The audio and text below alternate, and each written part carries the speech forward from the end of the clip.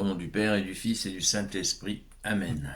La paix de Jésus soit dans votre maison, sa paix et sa joie. Alléluia. On est dimanche, donc je vous souhaite déjà une sainte messe. Que ta parole, ô Jésus, rentre dans mon esprit, que ma bouche proclame ta parole et que mon cœur l'accueille. Nous lisons le Saint-Évangile selon saint Luc, chapitre 12, versets 32 à 48. N'aie pas peur, tout petit troupeau, car il a plu à votre Père de vous donner le royaume. Vendez vos biens et donnez-les en aumône, faites-vous dans les cieux des bourses qui résistent au temps et des réserves qui ne s'épuisent pas. Là, point de place pour le voleur qui dérobe, ni pour la mythe qui détruit. Et là où est ton trésor, là aussi sera ton cœur. Le Seigneur reviendra, soyez prêts, la ceinture bouclée avec vos lampes allumées, soyez comme des gens qui attendent leur maître. Il va rentrer des noces et l'on s'apprête à lui ouvrir aussitôt qu'il sera là et frappera. Heureux ce serviteur que le Seigneur à son retour trouvera éveillé. En vérité, je vous le dis, c'est lui qui se mettra le tablier, il les fera passer à table et les servira l'un après l'autre. Et il arrivera tard le soir, et qu'il les trouve ainsi, ou même passé minuit, heureux ses serviteurs. Si le maître de la maison savait à quelle heure viendra le voleur, vous comprenez bien qu'il resterait éveillé et ne les laisserait pas perforer sa maison. De même, soyez prêts, car le Fils de l'homme vient à l'heure que vous ne savez pas. Pierre lui dit, Seigneur, est-ce pour nous que tu dis cette parole, ou bien pour tous ? Le Seigneur lui répondit, imaginez un intendant digne de confiance et capable. Son Seigneur lui a confié la responsabilité de ses serviteurs, et c'est lui qui leur donne les rations de blé en temps voulu. Heureux ce serviteur que son Seigneur surprend tout occupé à son travail. Je vous l'affirme, il lui mettra entre les mains tout ce qui lui appartient. Mais le serviteur peut-être pensera, mon Seigneur va rentrer tard. Si alors il commence à frapper serviteurs et servantes, s'il mange, boit et s'enivre, son Seigneur arrivera au jour et à l'heure que ce serviteur ne pensait pas. Il lui enlèvera sa charge et l'enverra chez ceux dont on se méfie. Ce serviteur connaissait la volonté de son Seigneur, il n'a rien préparé. S'il n'a pas respecté ses ordres, il recevra le maximum de coups. Mais si c'est un autre qui a fait sans le savoir de quoi se faire battre, il n'en recevra pas trop. On sera plus exigeant si l'on a donné plus, on demandera davantage à qui on aura beaucoup confié. Amen. Alléluia. Merci Jésus, tu es le roi de gloire, le Dieu de nos vies, ô Jésus. Eh bien, nous avons, dès le démarrage, l'annonce. Jésus annonce la couleur. Merci Jésus, alléluia.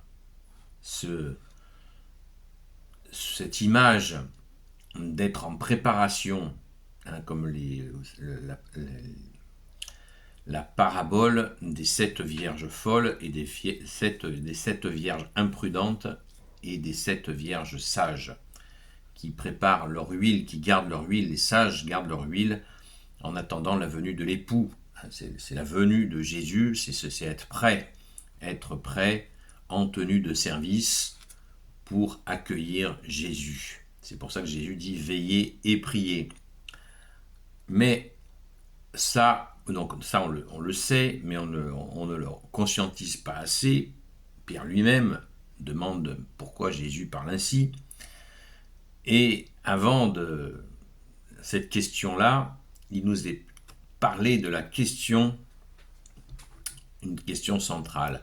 Verset 33, vendez vos biens et donnez-les en aumône. Faites-vous dans les cieux des bourses qui résistent au temps et des réserves qui ne s'épuisent pas. Là, point de place pour le voleur qui dérobe, ni pour la mythe qui détruit. Et là où est ton trésor, là aussi sera ton cœur. Cet appel à lâcher les biens matériels, eh bien, peut se faire, bien sûr, mais avec grand discernement. Il y avait un prêtre qui a évoqué l'expérience où il avait quelqu'un de très riche, justement, qui avait entendu cette parabole et qui a dit au prêtre, je vais vendre tout, je vais faire ce qu'a dit Jésus. Et le prêtre a eu le bon sens de prier avec lui et de voir si c'était ce que Jésus souhaitait. Parce que là, ces propos qu'a Jésus, ce n'est pas une parole qui dit à tous les gens riches de toutes les époques de se mettre en route. Jésus accueille, prend des gens, appelle des gens qui peuvent avoir de l'argent et qui lâchent leur argent. Ça a existé, on le sait, notamment des grands saints, par exemple Saint François d'Assise, qui était très fortuné, et tant d'autres. Mais est-ce que tous les gens riches doivent le faire dès l'instant où ils ouvrent l'évangile? Non, c'est ce que ce prêtre avait compris et qu'il l'a discerné en prière avec la personne concernée. Et en fait, ils ont cherché quelle était la passion de cet homme extrêmement riche. Est-ce qu'il devait partir sur les routes comme ça pour suivre Jésus? Pas du tout, pas du tout. Et ils ont découvert quoi? Que cet homme riche s'était pris de passion pour le chapelet, pour la prière du chapelet.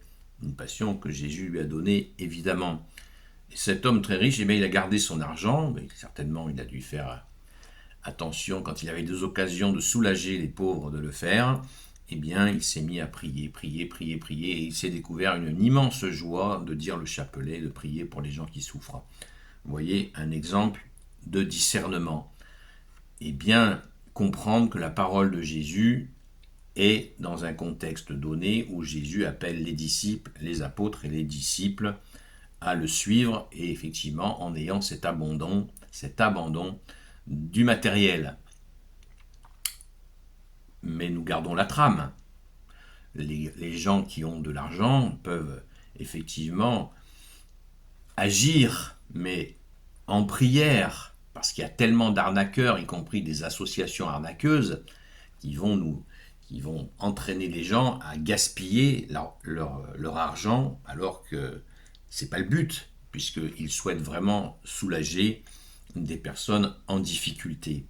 Donc personne ne fait l'économie, quand il a de l'argent, de prier Jésus et d'être attentif à l'écoute de Jésus sur ce que Jésus souhaite qu'il fasse de cet argent. Jésus ne demande à aucun riche d'aller jeter son argent comme ça entre les mains de profiteurs. Certainement pas, parce qu'il y a aussi des gens riches qui ont durement gagné cet argent. Voilà. Et Jésus rappelle l'essentiel au verset 34, « Et là où est ton trésor, là aussi sera ton cœur. » C'est clair.